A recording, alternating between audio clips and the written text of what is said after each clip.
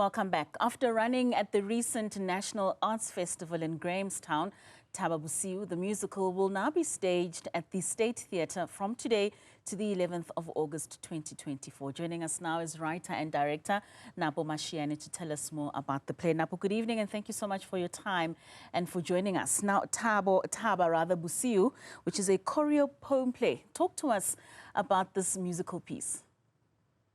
Thank you so much for having me. So the Thaba Bosiu, the musical, which is currently running as of today from the South African State Theatre, firstly, which is the biggest theatre in Africa. It's literally commemorating 200 years bicentennial of Basotho nation.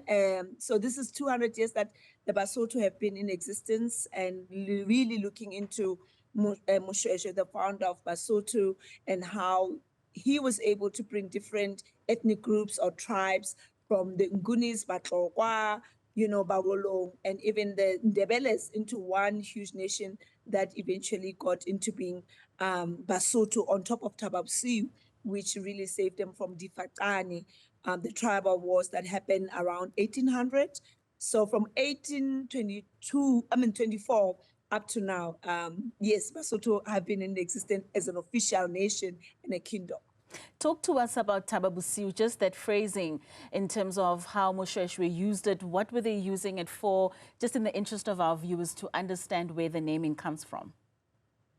So Thaba Bosiu is, it has two like innuendos.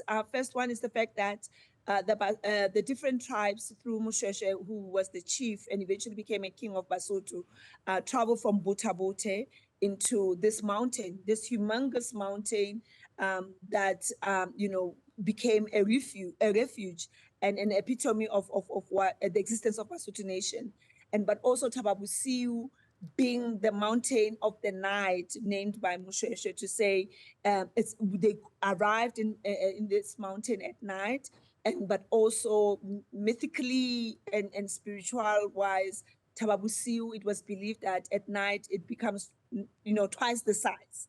Beyond the fact that during the day, the way it was so, and it still is, even now in Lesotho, monumentally situated, Moshweshwe and his people could see enemies, friends and other tribes coming from afar because of how it's so humongous and so gigantic and it's so big. Right. So it at night becomes big.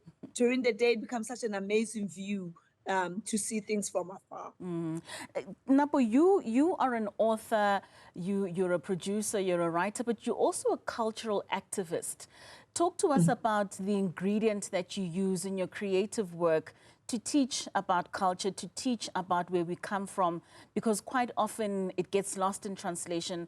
People are not finding enough books to educate them about where it is that they come from. Thank you for that question. First and foremost, I'm a very, like you said, I'm a very proud Mosotho girl who grew up in Kwakwa, even if I was born in Soweto through migration. And there's a lot of migration between Lesotho and South Africa, between Swaziland and South Africa, Botswana, Zimbabwe, we name it. African people have always been people who are very nomadic. We didn't have border gates, and border gates were formed around that time of 1800s. So I'm a very proud Mosotho girl who also, in terms of my career and artistic voice, advocate for the use of Sesotho language, the use of Sesotho plays and riddles and idioms. But more than anything, as a storyteller, I think it's very important for me to capture the moment and to have been part of this 200 years of bicentennial that all Basothos across the world are celebrating. So as an activist, it's my role.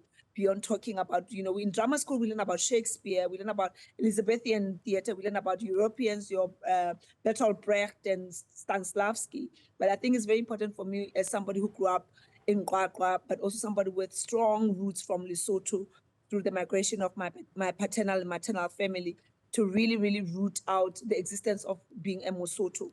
And we can see all over around our current times, there's a lot of celebration and people overseas know about Shaka Zulu, and now I'm, with the other ethnic groups that are known of. So for me as a storyteller, it's very important for me to contribute into highlighting the existence of Musheshe, this, Mokhatshane young man, Lepoko, Letlama, who really formed this whole nation that we are celebrating currently.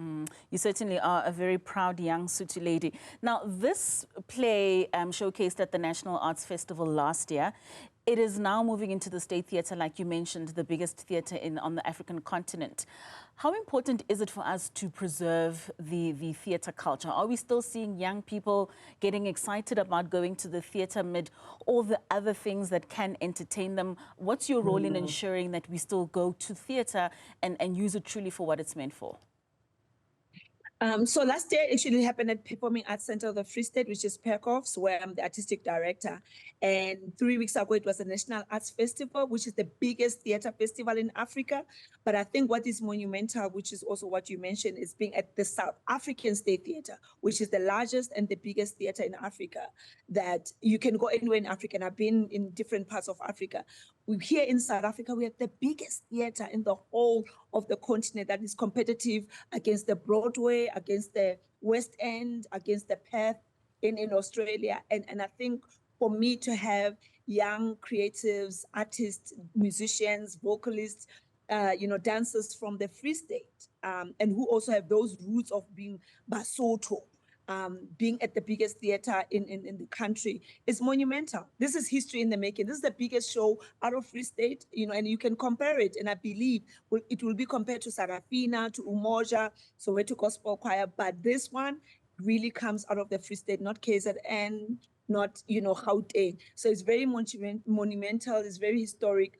And to see these young people flourish on this stage that is so international, that is so blazing. It's a lifetime opportunity beyond the fact that I myself have contributed into it, and it humbles me more than anything. I'm so happy for each and every one of them. We have almost 45 young people from technical to performers on stage who are part of this huge production. And that actually was my next question in terms of the economy around this production. You've got composers, you've got performers. I mean, you speak of so many people that are involved in this. As a creative, how important is the business end of things for you to ensure that artists are being paid, that you're able to have costumes and your set design is of a particular standard, so that when those that are being encouraged to come and watch your show are truly given a show of top quality? Definitely. And the fact that we have 45 young people, and can I say that 99% Black, African, from different ethnic groups being part of this production, it's not only is it monumental, it's history in the making. And these are young creatives from different institutions, from University of the Free State, from Tshwane University of Technology, from Wits University. So you start seeing a huge shift in terms of how we're no longer just considering our music gifts and dancing gifts and acting gifts as just a hobby. These are young people who are trained, have graduated, and now, for the first time, they're getting this huge opportunity. But also we are exposing young audiences. I can tell you now that 2 days ago we had, a college, drama department from one of the local colleges in Tshwane that was here to witness the behind the scenes. Often when we go to drama schools, we think that everybody has to be, the face, the main character, the sterling, the antagonist, the protagonist. But these young people were exposed to the set designing. How do you build a mountain on stage when the creative writer has written the script, the lighting elements of it, the lines, the innuendos of the tone, the flow, the pace of the whole production. So they got an opportunity to meet the set designer, lighting designer, a sound engineer, the stage manager. So there's a whole lot of careers within the creative industry beyond just being a star. And universities have been offering that, but to witness it, to see there's administrative, there's producers. It took 2 producers, Thabiso Kwabenguni, Annalisa Kabu, to really put this together beyond myself and Dade Obwise Khabi, as artistic directors from 2 entities, to make sure that these 40 young people are part of this production. That sounds absolutely special. Lastly, Napo, how do you envision the future of storytelling in South Africa? Oh, wow. You literally spit out my dream. I think my dream is, for the first time, and I'm sending out to the universe, is to also for the Basotho nation and Basotho elements of storytelling, games, proverbs, riddles, to be on Broadway, to be at West End, Broadway in New York, West End in UK, and Perth in Australia. There's so much other ethnic groups, and I really want to say, especially in terms of the Nguni ethnic groups that are not apologetic about celebrating their stories traditionally, ethnically, and everything else. So for me, the dream is to see Thaba Bosiu going into Broadway and becoming the next Lion King, seeing Thaba Bosiu become, the next, any other production that is big on the West End in UK and Perth. And proudly South African stories that have been told by South Africans, for South Africans, with South Africans, and really celebrating the diversity that our country are part of. Well, Napo, we certainly wish you the best, and we hope that more storytellers like yourself will be putting out more of these kind of stories, and we're able to see them on global stages. Thank you so much for joining us this evening. That was Napo Masheane.